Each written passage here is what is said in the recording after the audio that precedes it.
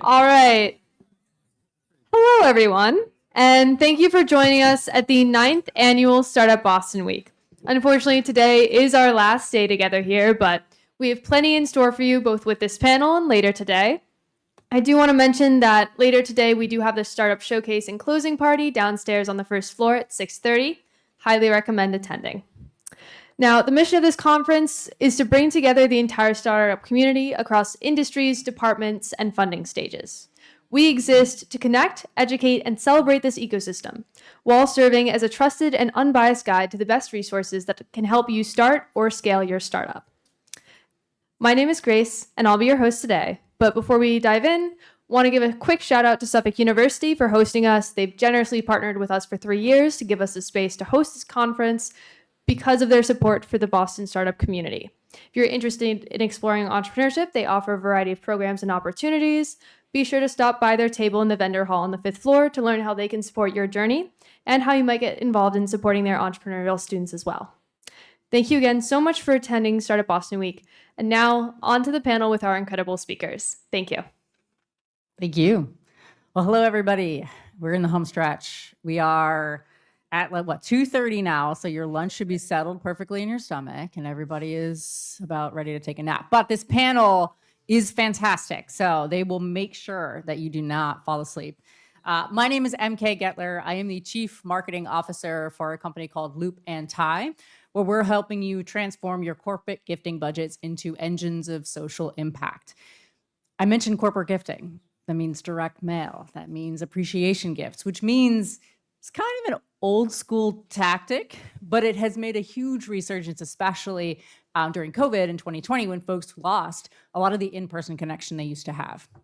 Just like the fashion that I'm sure you've seen the students of Suffolk walking around with, marketing tactics come back around just like fashion comes back around. Hello, high-waisted jeans. So today, I am so thrilled to be able to meet and talk with some experts on these old school tactics that are making a reappearance. I'm going to have my panelists introduce themselves, and then we'll get right into the meat and potatoes of things. John, you want to take it away? Yeah, sure. Thanks, MK, and thanks, guys, for coming out. It's a pleasure to be here. Thanks for having me. My name is John Carlson. I'm VP Marketing at Yoda. We are a company that helps e-commerce websites run faster. So we look at third-party code, first-party code, CDN, and infrastructure, and we put all that together, and we figure out how to help you run faster and convert more sales. So that's what we do. I spent 15 years in startup marketing, B2B tech, SaaS. I definitely won't say I've seen it all because every day I see something new, but I've seen a lot, and I've seen a lot of these cycles come back around. What's old is new again in a lot of ways right now. So excited to talk about this with this great group. Awesome. I'm Nico Willett. I'm a senior product marketing manager for Catapult Sports. I spent the last 6 years at a startup called Perch. We're a performance technology tool. We just got acquired in June, so super exciting time and interesting going from a North America-based company to a global company. I am a big proponent just in general of really selling to your audience. And for us, our audience was always strength and conditioning coaches. Relationships reign supreme, strength and conditioning coaches, sports coaches, et cetera. Everything was really based around relationships. And for me, that ultimately is the oldest school method of potentially selling and marketing. And so for us, we always found that an immersive experience at a trade show, something sticky and tacky that you could take away with you, that could also feed you sort of bite-sized pieces, much in the way that like carousels on Instagram might, was the best way for people to consume information. So big fan of this. And I guess 10 years into my career here, and have done some semblance of product marketing, and always with flyers, brochures, something that I could hand to someone as they parted ways. So excited to be part of this panel and get going with it. Hey everyone, I'm Andrew, founder of Swapped. We help take a traditional QR code and turn it into a customer journey funnel using both your data, integrate your e-commerce platforms, any sort of custom database you might have to personalize an experience after a scan. So as you can imagine, one of our biggest revenue drivers actually is selling the print that comes with a QR code, which is funny, but it's not just subscription, but we'll sell like stickers as well. So very into the whole old school, because that's where our journey starts, and then merging it with new school, which is the digital approach of personalization and automations. I love that you mentioned that digital is new school, Andrew, because in our panel this morning, there was a CMO up here who shall remain nameless who said that digital is dead, at least in job titles for marketers. I know. We talk about that one offline, as it were. But as we think about what the definition of new school is, as we're revisiting old school, I'm curious. I know, Nika, you mentioned events, in-person events. Like, what are we defining as the old school tactics that are coming back around, or never left, for that matter? Andrew, you want to take it away? Yeah, sure. So one of the things that I think a lot of people are coming to us for in terms of like events, well, there's two. The first one's college ambassadors. So tabling events, you think they're not, super impactful to your business, but we have customers like DoorDash, Bumble, who drive millions of new customers a year just through tabling. And if you have like a regimented schedule, hundreds or like multiple hundreds of universities, and have like an ROI statement of, okay, you students need to, we cost this much for some food, you get this many scans, and then you convert through the, scheduled tabling sessions. We've seen huge lines at like every school throughout the university start lining up, and then people purchase afterwards. Well, if you get them on a subscription, 60% of people forget to cancel their subscription. So it's a pretty profitable line. And the second one is tasting events or sampling events. So CPG companies are using them a lot for basically getting out there, because traditional advertising has diminishing returns as of late, to say the least. So that's another way of sort of getting some exposure.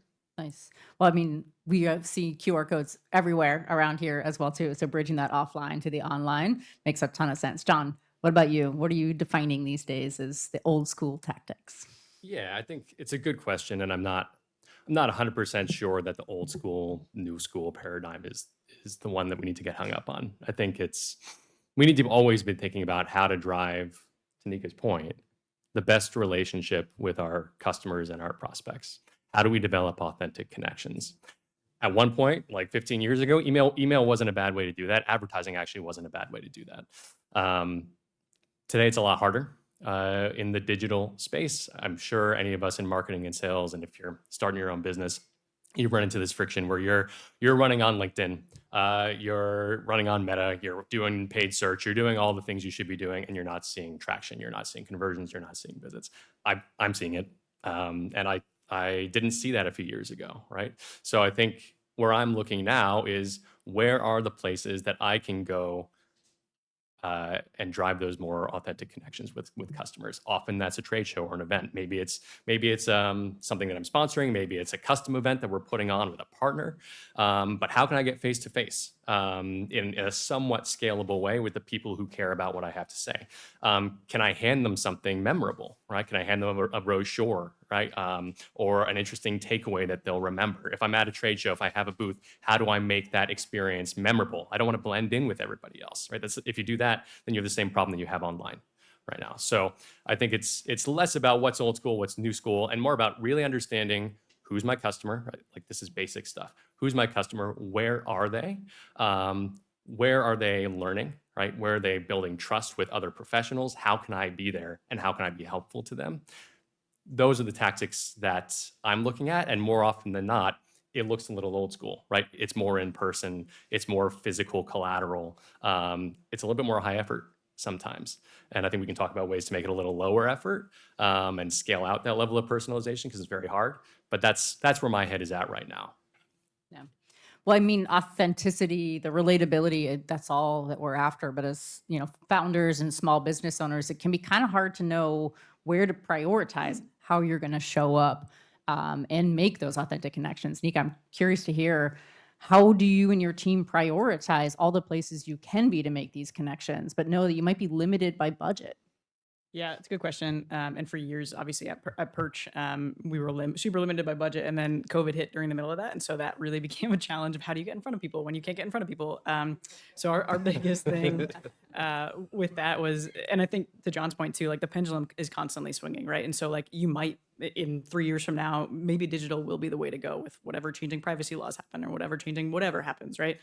Right now, I think that at least for our target market, like we are in a very interpersonal moment, and I think that really it's like at any given moment, what is screaming into the void, and the void right now is really digital, and I think that something that is not necessarily a common way to reach people really is just by like interpersonal communication, right? Like face-to-face communication. And so for us, when it comes down to where's our biggest ROI, chances are we're more likely to get a customer if we're meeting them in person. And so, you know, the sunk cost of money going into digital advertising or you know Google ads or whatever it may be, I'd rather pull back on that cost because I'm seeing that we're not actually getting the closed won opportunities that we need to from that medium and sink that into trade shows or into travel or into whatever it may be so that we can actually get something in front of people. And then for us as well, word of mouth in our field is really important. So again, just for some context, like strength and conditioning, sports performance is very, it's a small niche market.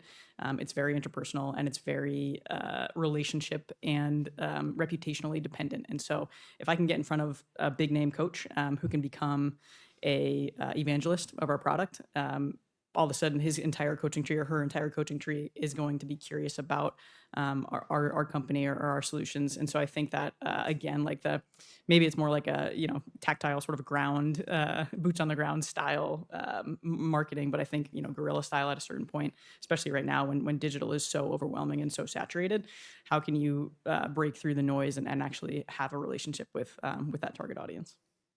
You bring up a really good point about being there and being in person and meeting people face to face. But there's lots of different ways in which you can meet face to face. There's tabling, Andrew, as you mentioned. There's large scale events. You know, you could go to huge industry events. You can go to smaller, more niche events. Like Andrew, how are you and your team deciding where you're going, when you're going, and then more importantly, probably who from your team is actually going? Yeah, so actually for us going to events, that's a great question. I'm going to Seattle next week and sponsoring a few over there for one of our target ICPs, which is like the Amazon CPG. And the way I see it and the way I like to sponsor an event, if it's like at one of those things, is all like partners. And I like having as many partners as possible, getting as many brands there and just building an email list and hitting them up after and then combine that with take your favorite people from that and just create a small dinner, like of 6 people. And I'll do a mix of those. Actually had a dinner Tuesday in the Seaport that was just 10 people. It was one of the best events I've been to in a while. And I think having like a really good mix of the top of funnel, more marketing, I really want to be at that event, and then like really make people feel special with a little small dinner is my favorite tactic. And then in terms of who, it really depends because I'll usually go if it's a big enough opportunity with our ICB. But we have a go to market head that I'll send to, for example, like if we have a few events going on at once, or if there's things that are a little less direct, just getting our name out there. I probably will definitely not go to those. So yeah, that's how I decide. Do you hear that, founders? You don't need to be everywhere for everybody all at once. You can send members of your team to go. I'm super curious, John. So you mentioned, Andrew, sponsorships and the to sponsor or not to sponsor. I think that is the marketer's dilemma, especially at early stages when budget is limited. How do you go about making the decision to sponsor or just be an attendee? Yeah. So first I ask the question, do I have any money to spend? And usually the answer is no, so I don't do it. But if I do have a budget, you got to be smart. It's so, you guys again probably know this. It's so easy to waste money on these things. And you can spend so much money so fast. You know, basic sponsorships, 25K, and then you got to pay for the internet. You got to pay for the carpet. You got to pay for the air that you're breathing. Kind of like flying Southwest for these days. No, we love Southwest. We love Southwest. Maybe we should do a trade show on a plane. Hey, there you go. That'd be interesting. So you got to be really careful. Like you got to, not to beat a dead horse, but you have to really understand who's going, right? Are they in your ICP? Like work with your sales team if you have that luxury to identify like these are the targets that we know are going to be there, right? Are these of interest to you? I was actually just doing this with my sales team the other day. I was having a conversation about potentially spending, $50K on an event. And I went to my head of enterprise sales and I shared the list of attendees because I was lucky enough to get that. I know you don't always get that. I was like, do these people matter to you? Like, they look pretty good to me, but like, do you want to go and have a conversation with them? Do you feel like it's going to be worth your time? And he was like, not really. These aren't the targets I'm going after, not quite the right titles, et cetera. So we didn't do it. So I think there's a healthy degree of collaboration that you have to have, an understanding of your audience that you have to have, and you got to be really picky. There are certain events that are the cost of doing business. My previous company, I worked in a telecom company, and we had to go to Mobile World Congress every year in Barcelona. That is a massive event. 100,000 people are there. It's like a little city. But if you're not there, you don't matter. But even at a big event like that, to my point earlier, you got to figure out how do you stand out amidst all of this noise. So, our tactic was actually like, let's create like a haven. Let's create a little oasis for people to step into when they come on site. They've been completely bombarded by all this stimulation. People had F1 cars there, and all sorts of crazy stuff. And we're like, come, like, have a cup of coffee, have a drink, come sit in our lounge, right? So when you're thinking about your events, it's not just about where do you invest, but how do you invest the money, right? And how do you stand out? But going back to the initial question, I really do think it's a matter of be really strategic, work with your sales team. I would not recommend committing to more events than your team can handle, right? It's all about capacity. How many people can you send in any given period in time? And when you do it, make sure you do it right. I could go on forever about this and things that you can do in lieu of sponsoring, but we can maybe hit that later. Yeah, we'll circle back around to that for sure. Well, you started talking a little bit about the actual event activation, how to make it memorable, how to be a magnet really of folks coming in and learning more about your product. Nick, I'm curious, like, you've had a lot of experience with this. You work with a very specific industry too. And so I imagine the gimmicks don't really play well with that audience. But so what are you doing when you do go to an event to draw folks in and to start something that's really impactful in your conversation with them? Yeah, it's a great question for us because we were so niche. And essentially what Perch did was it's a weight room technology tool. So it's a small compact camera strapped to the top of a weight rack, connects to a tablet. That tablet provides immediate and objective feedback as to how fast you're lifting, how powerfully you're lifting, et cetera. And so, my God, does that make a perfect immersive experience, right? Especially with strength coaches. And so we would lead competitions. So we would say, hey, come to our booth between these hours, lift on Perch, and then we would have a leaderboard up on a TV that we would later return to Walmart to save cost. Did I tell you what? Been there, done that. A cost-saving tactic. But ultimately, There will be no shame for that tactic at all. That's tried and true. yeah. And ultimately, we would just create an atmosphere that people wanted to be part of. And so for us, that was the best way to drive traffic to the booth at like a very specific time. We would do conferences where we would say, oh, all day on Tuesday and Thursday or whatever. This sort of like finite window was something that would drive more traction. Sometimes you can get the conference like collaborator or person who's putting the conference on to actually help promote that as well. As far as sort of the experience of it, I think that, again, like very niche market, strength and conditioning coaches tend to, I call it bang and clang. It's very like hoot holler, try to make some noise and have some fun. And so we would encourage that, and we would encourage, pardon the language, but like shit talking, and we would encourage them to like, needle each other and poke each other and sort of really try to get up on the leaderboard. So that was something that would generate a lot of traffic and a lot of interest and a lot of eyeballs. And when those eyeballs came to us, what we would do is we had a full table of giveaways that were like sort of tongue in cheek, sort of fun. This is a population that likes to drink. I had koozies. I would give the koozies out. The koozies obviously were branded, but also on the back of it, Perch adhered to something called velocity-based training, which is a modality of strength training that dictates the load based on speed of movement. And so there's like preset velocity zones on the back of that koozie. I would say, how fast can you drink this? And it was those velocity zones. And so it was like multifaceted. People loved it. Bottle opener, same thing. The brochures, I mean, definitely something that people would take and sort of consume. It was less cool, but I would draw them in with sort of like the usable thing, the bottle opener, the koozie, the hat, whatever it may be, right? You get a lot of, for us at least, like graduate students who just wanted your merch, but occasionally you would get a decision maker, and so that was something where it was an immersive experience, and we can make sure that they left with something that was sticky and tacky, that they made sure that they remembered both the experience and the product. You bring up a great point about the leave behinds, right?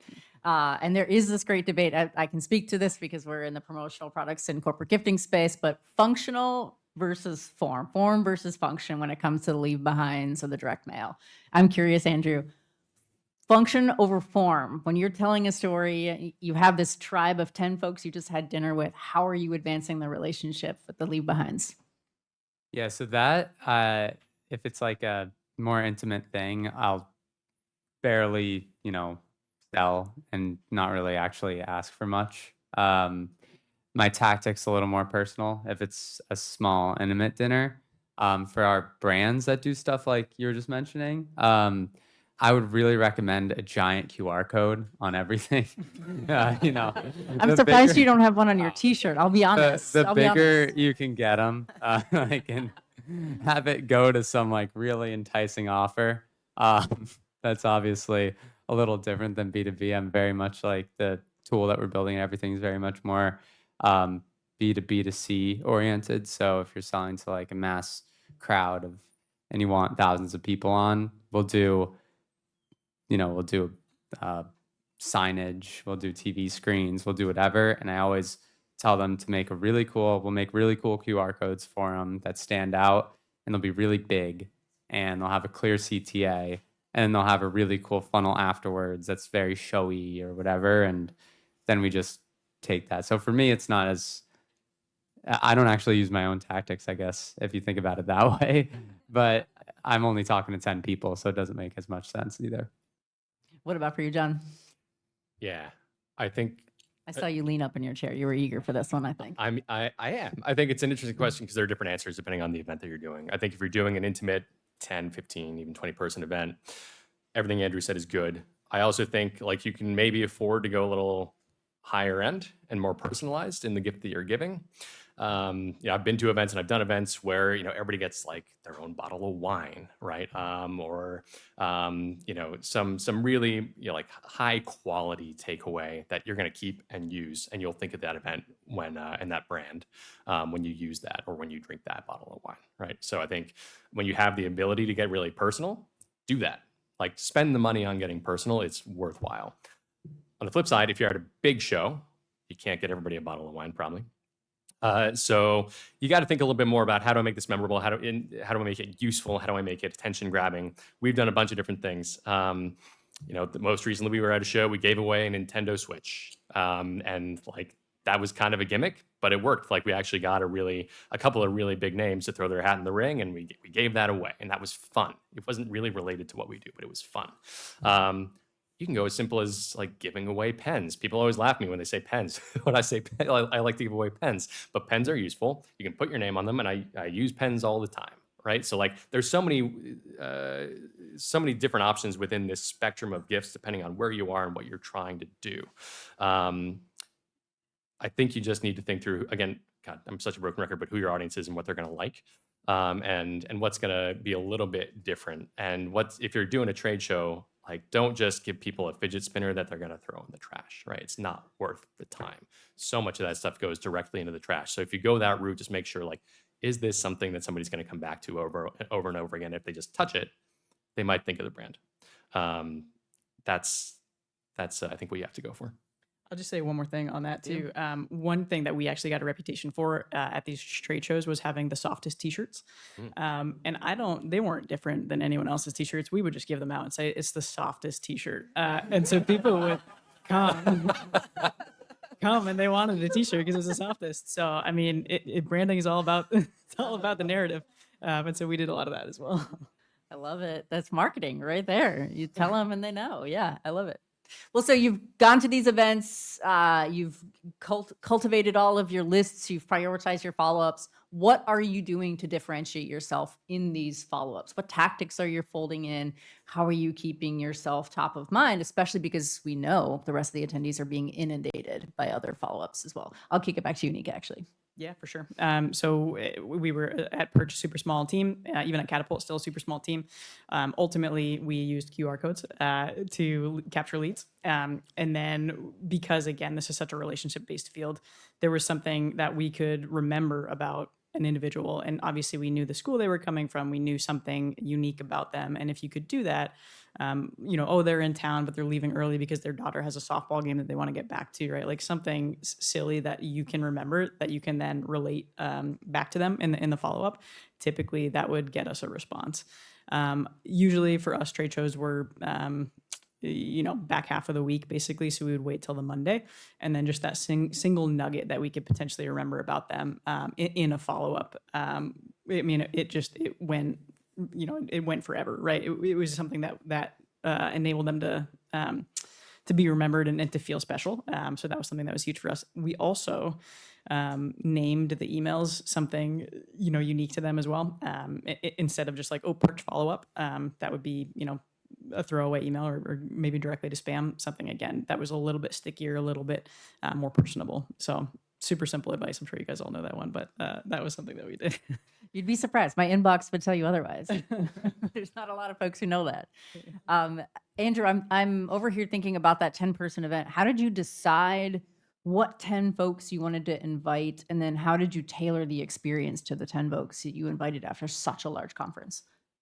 Yeah, so that one that happened this week actually wasn't mine, but if it was like the one for next week, it's very much so who's the biggest brands that I can get on my contact list that I'll say yes. So I'll just go through it and try to get whoever says yes. And basically, if someone's right about to hit as well or just had a good experience with us, I'll invite them too. So it'll be like a bit of a mix. Yeah, it's a very straightforward thing, honestly. It's just like, this person just bought, they had a happy experience, and then I want this person to buy. So let me invite them, and maybe they'll talk about it, or they probably won't talk about us at all. And if we ever come up, then great. But makes tons of sense. Well, I know there's so many founders in here, smaller stage companies as well. There's two things going through your mind. One, how am I proving ROI on going to these events? Yes, I see a lot of nods. So yes, that makes sense. Or two, how am I actually using these tactics to help retain the customer that I've just gotten? On the ROI front, John, I'm super curious to hear how you think about proving ROI on events, because the long tail on these really does compound. It does. And it's always such a hard question to answer. And it's the ultimate question of marketing a lot of the time, right? And looking at ROI and what's happening in the short term versus what happens in the long term. And, how do you use short-term results to ultimately get into that longer term gain? I think a lot of people struggle with that. I've struggled with that at different points in time. When it comes to events, I'll just state the obvious, which is like, be buttoned up about your tracking and analytics. Like as soon as you get back from the show, have your sales team put every single contact that they talk to into your CRM, right? Put their notes in there, put them into the associated campaign so you know where they came from and so you can track them through the funnel. Doing that, it's a pain in the butt for a few hours for your sales team. But after that, then you have that data there forever to look at. And I go back to it every single day. I go back to our event reports for the past year, and I'm like, which of these have actually popped through the funnel? And how can I use that to populate my analytics moving forward and try to justify investment moving forward? And you need to be able to do that, especially with events, really most marketing tactics over a long period of time. Like some opportunities will pop a week later, and that's easy to prove. That's the best case scenario, right? Is that you get a pool of prospects that you spoke with at the event. You have a couple of great opportunities, a couple of great follow-up calls, and then a week, a month, 2 months later, something pops, and you can say that was successful, and you can go to the board and say, I got an opportunity here. It wasn't completely a waste of my time, and then that gives it gives that campaign more time to prove out additional results over time. But if you don't have that tracking set up at the beginning, then you can't do any of that reporting down the road. And ultimately, you're not going to be able to make those investments again if you're not tracking everything that you're doing. The other thing I'll say is that you should always think about marketing influence in addition to marketing sourcing. This is also like a really squishy area that a lot of us marketers struggle with. But even if you didn't source a lead at an event, it's great to know that they attended an event and spoke with you. So something could have been sourced by your sales team, your BDR team, some other campaign months ago, and that's your first touch attribution, and that's fine. But being able to see, this is every lead that came through the funnel. This is every lead that came through this event, even if it didn't source them. But this event touched this many people and this many opportunities came out of that pool. That expands your pool of influence, right? You're not just looking at that first touch attribution, that very linear model that is way, way out of date and never was in date, right? It just was a way to look at information that made sense. But if you're able to expand that pool of not just where was the lead source, but where was the lead influenced over time, that is able to justify your investment as well, because maybe it wasn't the primary touch point or the first touch point, but maybe it was the most important touch point or a combination of important touch points. I love it. And if you want to go to a session with ROI on anything, should we hang out with you after the session? Oh, for Yeah? sure. Yeah, Great. anytime. Excellent. Measuring your funnel. Nika, I'm super curious to hear, you had something pop off. You did great success when you were going to these events. You closed a customer from it. What are the things that you're doing that's maybe a little bit more old school to advance that relationship, retain that customer, and secure their renewal? Yeah, it's a great question. I was just about to say this with what John was saying. For us at Perch, we went from being like first touch to this is a renewal business. So we did have a SaaS product at a certain point, hardware, software, but ultimately conferences became touch points, renewal touch points for us. And so to your point, it's always going to come back to the interpersonal relationships and being able to have a conversation with someone. Hey, how's everything going with the product? And then to the previous point, right? Like, how was your daughter's softball game? Something like that, where again, you really ultimately develop these personal relationships with your customers over the years. Again, smaller market, niche market, but if you do have a large enough team, chances are they're going to remember something about them. Events for us became renewals events instead of new customers, which was really interesting to sort of watch that that evolution take place. I will also say we always sent out like New Year's cards to all of our customer base. Ended up getting expensive as we got more customers, which was like a blessing, I guess. But a nice sort of personal touch point. I had Perch onesies made up. These coaches really like to reproduce. And so we would send them onesies, and that went a really long way too. And so little things like that were just like we're thinking of you. We're part of your evolution as a coach, as a professional, as a parent, whatever. But I think ultimately, whatever your field is, whatever your audience is, small sort of nuggets like that make you feel appreciated and I guess like special as a customer are going to go, like, they're going to reap dividends, right? And again, like, these coaches become friends, they become evangelists of your product. All of a sudden their coaching tree, for us at least, was filled with Perch customers too. So it just, it's a long game to some degree, but you can do your sort of like immediate revenue sort of strategies in addition to playing the long game in a lot of different capacities. Can I make one point on the Absolutely on the not. concept? No, sorry. No. Go. On the concept Have some of fun. renewal versus net new for events is an interesting question. And I've found that one of the best things you can do if you're doing events, putting on your own events in particular, is bringing your customers together with your prospects in the same place. Use your customers to deliver a case study, right? Or deliver some insights in terms of how they've worked with you, right? Put them in front of your prospects and use them as a validating data point for the people that you're trying to close as new business. The opportunity is obvious when it comes to new business, right? It's a live case study for people who want to buy from you. So you get new business out of that, but it's also great for customer relationships because you are treating your customers not just as a revenue generator, but as a partner, right? In what you're trying to do. And that makes them stickier. Ultimately, that turns them into stronger advocates for your brand over time. And the more you can repeat that motion, the more advocates you're going to have, the stronger your community is going to be, the better your retention rates are going to be. So I just wanted to call that out, that as you're thinking about, if you are thinking about putting on these types of events, don't just necessarily, box it to or silo it to net new or to customers. Like, I highly recommend bringing both groups together if you can. Yeah, very, very well put. It's every founder and marketer's dilemma. To one point in time, you're going to ask yourself, do I go big or do I go home? Andrew, you strike me as the go big or go home kind of guy. When you think about some of your offline tactics, let's say something big, maybe not Super Bowl ad kind of big, that's a very large budget, but maybe your first out-of-home advertising, like a billboard or a subway takeover. What are your philosophies about that approach and that investment? And how do you make the decision of, do I go big or do I go home with that investment? So I'm a big advocate because I have like a lot of data on it that they're super useless to do like a billboard or like anything like that. Like if you look at our data that we have for some of our customers on billboards versus in-person events, we'll have like 20 scans for an entire month, and we've had customers take over all of New York City.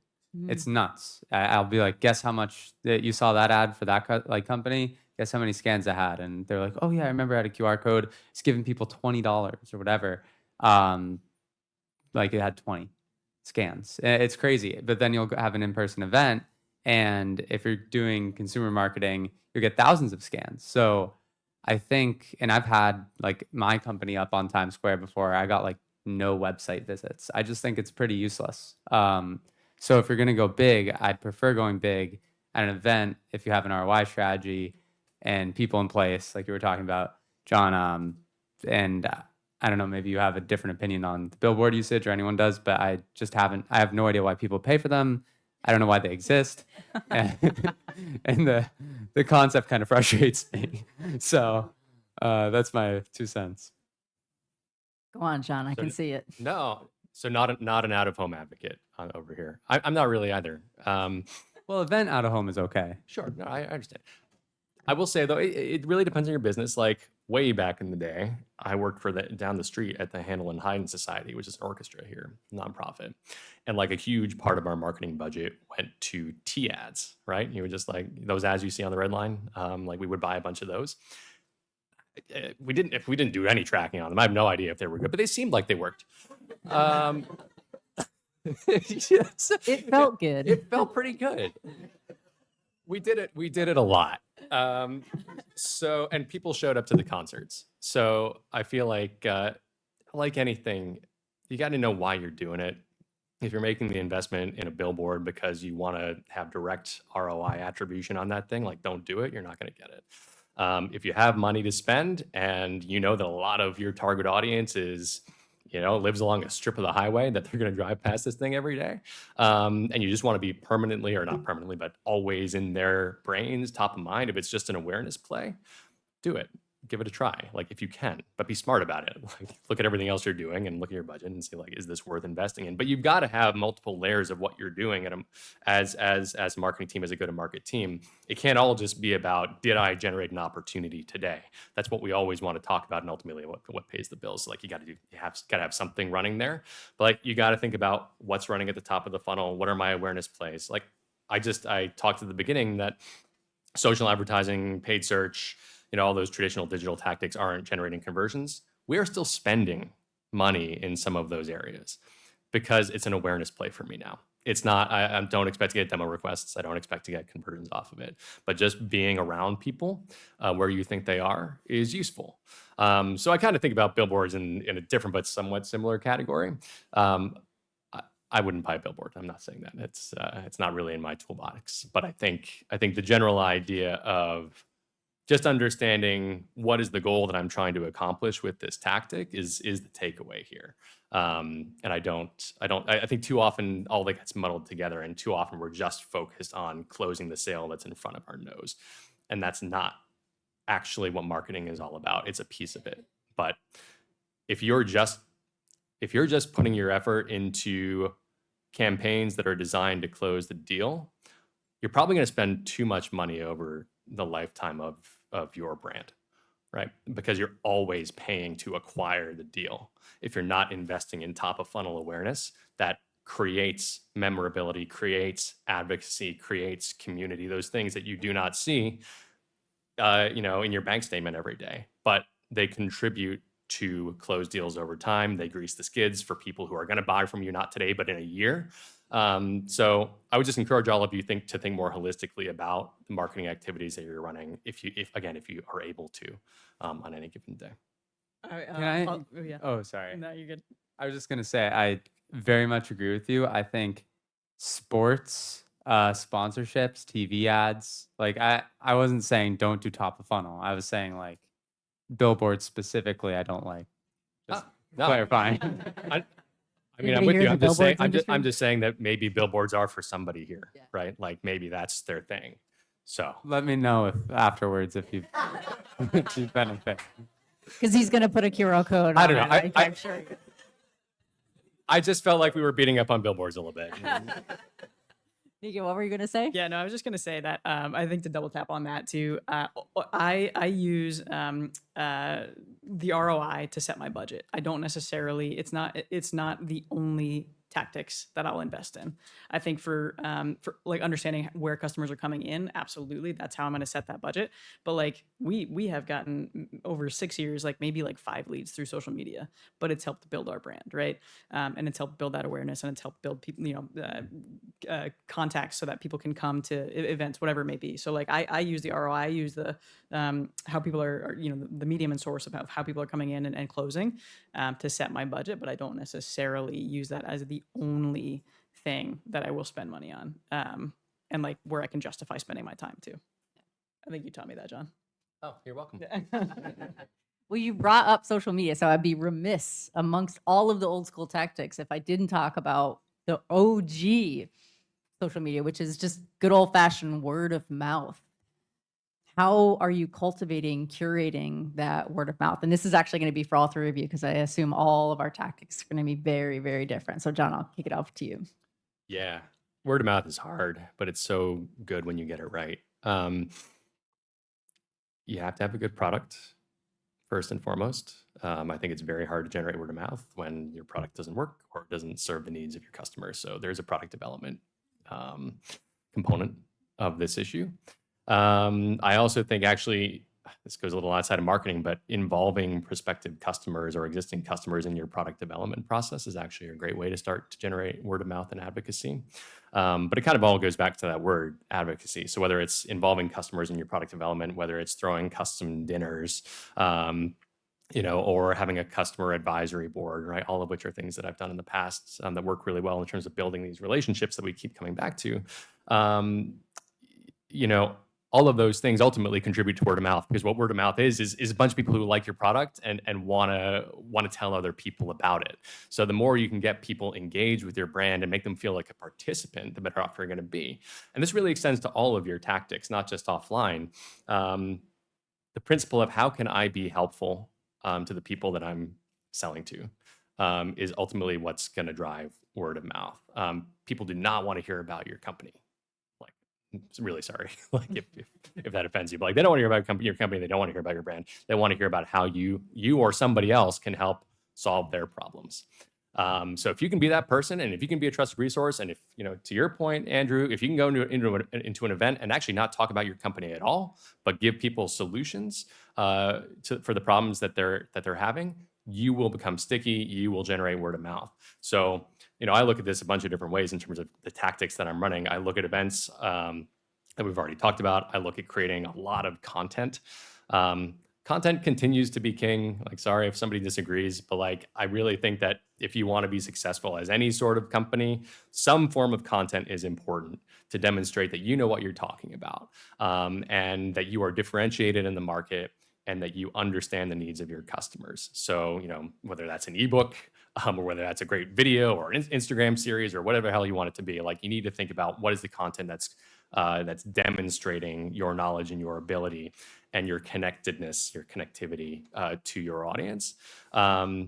Make sure you've got that content. Otherwise, word of mouth is never going to happen. Make sure you've got a great product that is user tested. Otherwise, you're never going to get word of mouth started. And make sure that you are actually physically present with your customers wherever you can be. Otherwise, word of mouth can never get started. You've got to have all these different components working in harmony with each other to spin up that flywheel. And I don't know. I mean, I'd love to hear what you guys are doing, but it's hard in my experience. You can't just run a great ad and expect to be really sticky and generate word of mouth. This takes repetition. You have to be everywhere. You've got to be willing to fail a bunch of times in order to just build enough repetition and memorability in order to be part of that conversation. Yeah, I think the one thing that I say over and over again is in our marketing strategy, we have to humanize the tech. So for us, it's like we've got a hardware product, we've got software products, and if we have posted something on social media that is just a computer screen with like a series of features, we've missed the point. And so like, how do you sort of create the story and create the content for the story behind the technology? And so that's our biggest thing, right? And I think it's maybe an overused, but I love it. Maya Angelou quote of people will forget what you said, but they'll never forget how you made them feel. For us, if we can get in front of customers, if we can get in front of them at events, if we can get in front of them on calls, if we can get in front of them with demos or whatever it may be, I like to think I'm personable enough that they will enjoy the experience. And that's sort of our ethos as a marketing team, and then also as a sales team too, right? Like we there's like a no asshole rule. We don't want to hire assholes, and we ultimately want to make people who are thinking about investing a significant sum in our product feel good about interacting with us too. So that's sort of the biggest thing for us: humanizing the tech, making sure that people are enjoying the experience of interacting with us, and like by extension the technology as well. That is sort of the major bucket in my mind. And then also we do need to be like the premier product on the market, right? Like the product actually has to be good, and it actually has to solve problems. As a side note, but but those are my two main things. I have very few people go into my product and experiment without like talking to someone. I don't know if it's a personal problem or not, but like we have a free sign up. I can't figure that out. But our word of mouth is definitely our biggest customer generator. And the way that I think we do it well is I just like own a stupid niche that you can anyone can understand. So if someone needs like QR codes, they're like, oh, I've got a QR code guy. And a lot of the time it actually is kind of distracting because we'll get really unqualified clients coming in saying like, oh, like QR code guy, I need QR. And I'm like, well, just use a free QR code generator for that or for that. But like sometimes it leads to like really good customers for us. Nice. Well, we all collectively have a QR code guy. So thank you for being our QR code guy. With that, this is your time. This is your Friday afternoon. How can we make this valuable for you? Well, that's getting your questions. I see a few hands up. We do have a mic in the back, but the first hand that shot up was right here up front.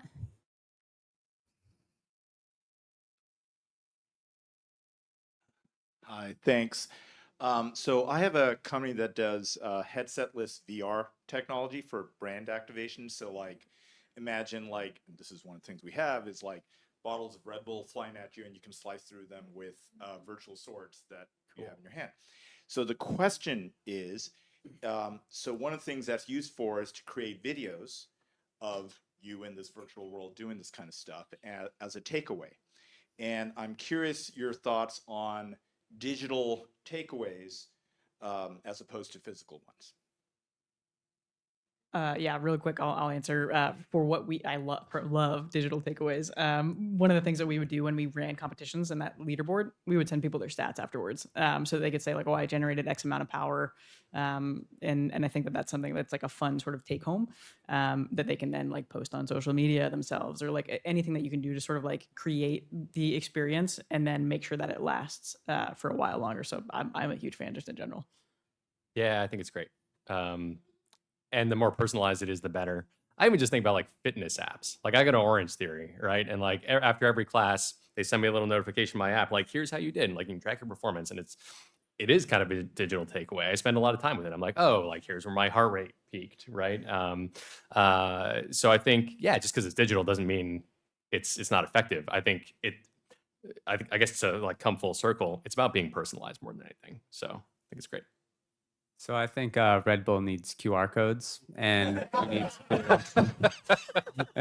we need to give them digital rebate takeaways. So just for visiting your event and doing your lightsaber activities, they could do a rebate where they get a full 12-pack of Red Bull from the store if they upload their receipt. Sounds like we have a partnership in the making here between you two. One hack on the Walmart TV thing you guys mentioned. I've used that to pay college students that I've had come help me, so that way you don't even have to return it. Nice. Oh, Cool. nice That TV one. takeaway. Okay, we have a hand up in the way back. Hello. Hi. I am in marketing myself. Our customer base is mostly word of mouth, surprisingly. Not surprisingly. My questions are, so we have a couple of tricks that, ourselves when it comes to like old school stuff. So we do handwritten notes instead of email for like our really good clients. And we sign everything off digitally, sent from my iPhone, sent from my Android. Do you guys have anything? And do you guys have any tips for people going to Startup Boston 2026 that they can apply for their startups, future startups, and stuff like that? Who do you sell to, and what do you sell? I run 4Fish. We help make sure employees don't get fired. So our end user are employees. We teach them how to use AI. So I think the handwritten note is a great idea. And I think again, it's not scalable, but that's okay. Like if you're aware of the resources that you're putting into it and the time it takes, and you're spending that time, you're spending that effort strategically, that's great. I think in my mind, it's always just about balancing effort versus return.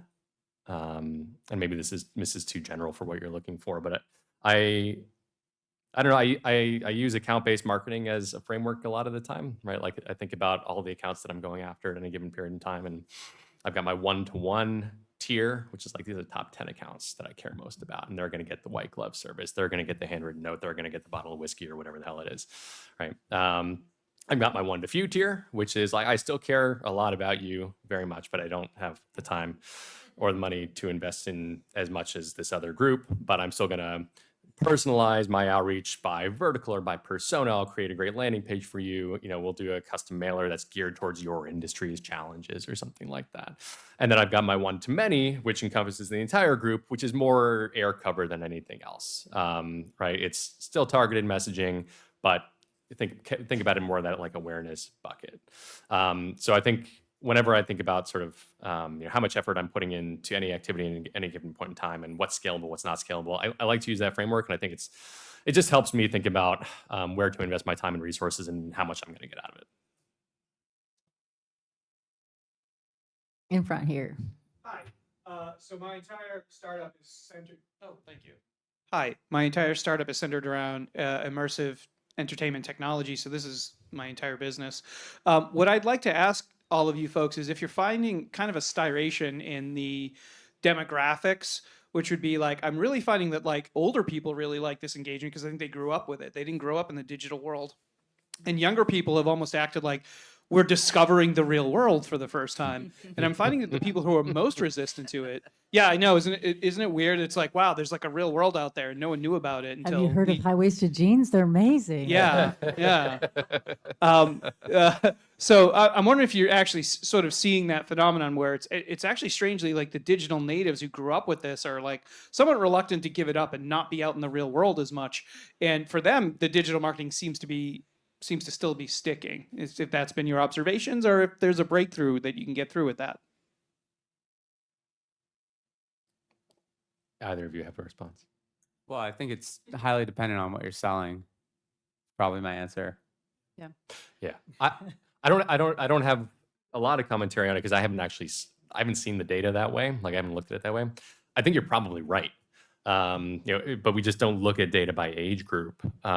So I don't have it off the top of my head. But yeah, I think it's a great way to think about it, and certainly dependent on what you're selling. But creating content that is geared towards a certain demographic, right, or a certain persona, right, is always how you should be thinking.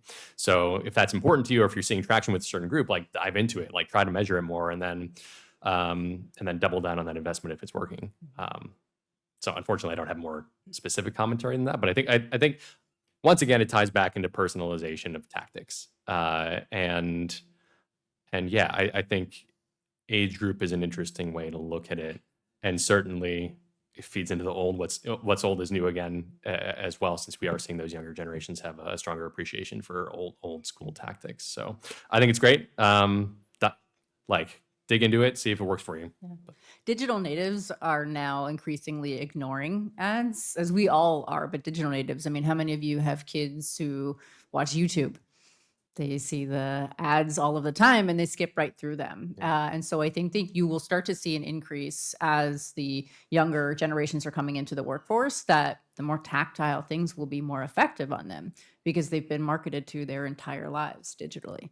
So just food for thought there. Yeah, I agree with that too. And then I'll come back to social media on that too, because I think one of the things that we were seeing, especially, I mean, like age demos are big in coaching, right? Like you've got these old school coaches who came up just like lifting iron, and then and then the newer ones who are like science a little bit more, and then the like very young ones who are really right here on their phones.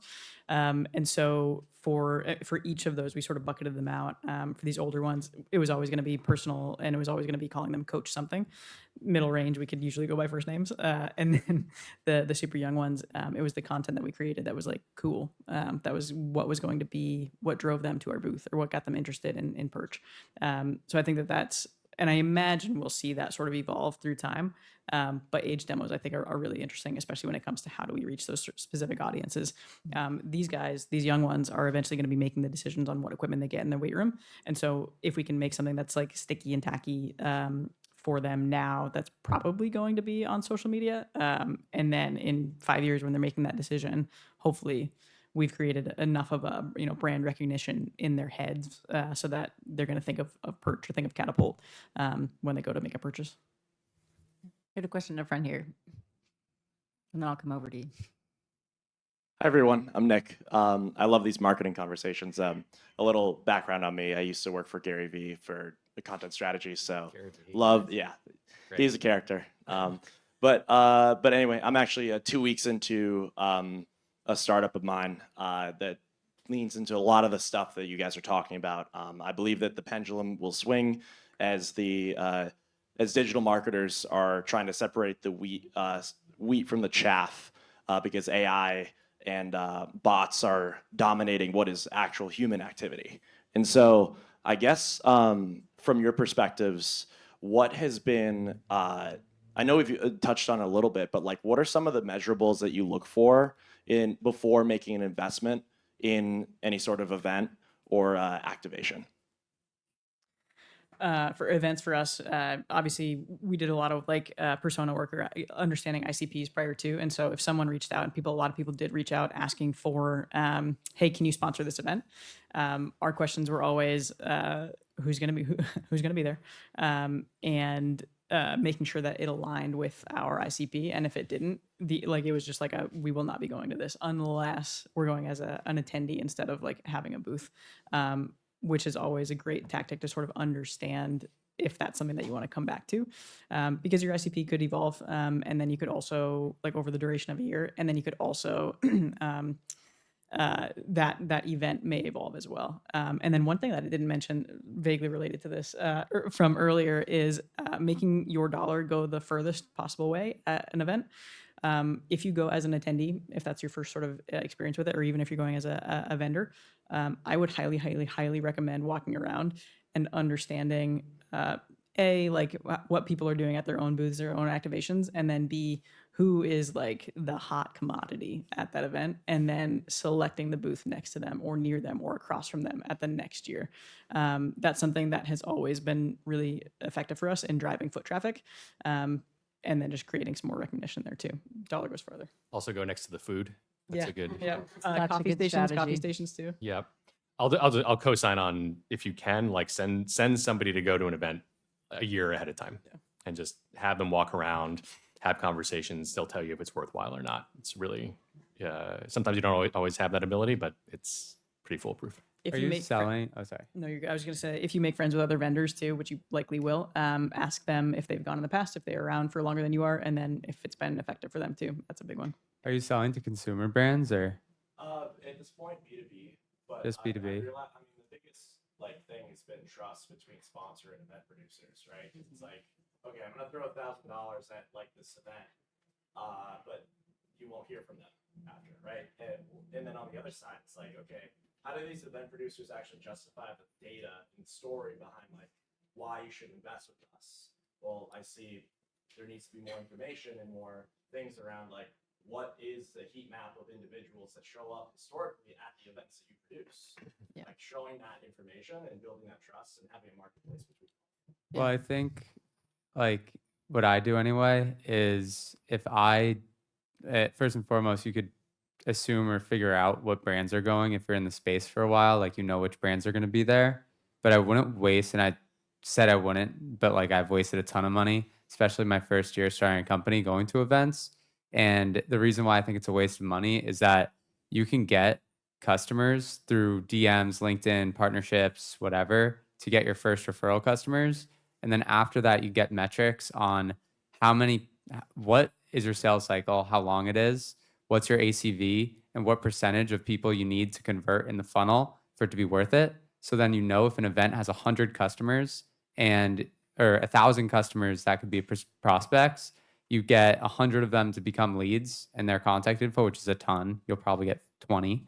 But let's say in this scenario, just for numbers, you get 100 and you have a 25% lead to conversion rate within 6 months, then and your ACV is higher by X amount than the event spend, then it becomes really obvious.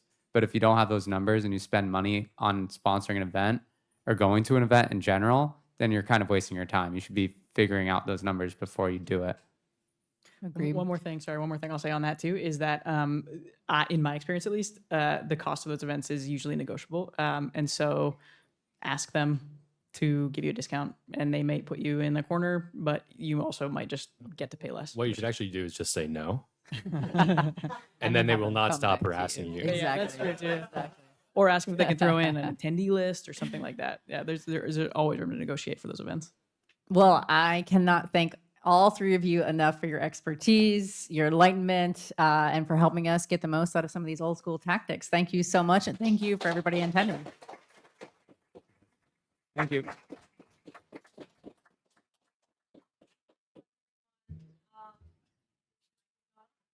Thank you so much, everyone, for attending this panel. Just so you all know, we do have an event happening right here after. It's all good. Thank you. So if you guys want to chat with any of the speakers, please make your way to the hall. Apart from that, I hope to see you all at the dinner party tonight at 6:30. Thank you. Thanks.